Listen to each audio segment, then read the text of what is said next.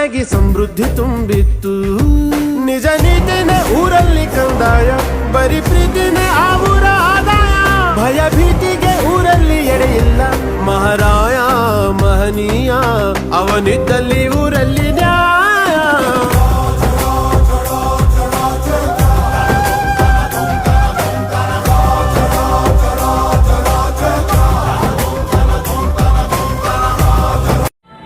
ನಿಂದು ತಾಯಿ ಗುಣ ತೀರೋದಿಲ್ಲ ಋಣ, ನೀನು ನಮ್ಮ ಪಾಲಿಗೆ ಎಂದು ದೇವ್ರಯ್ಯ ತಾನು ನೋವಾನು.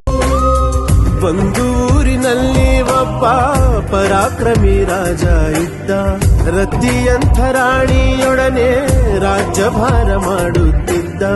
ತಾನು ತನ್ನ ಪ್ರಾಣನೇ ಪಣವಾಗಿರಿಸಿ ಕಾಪಾಡೋ ಶಾಂತಿ ದೂತ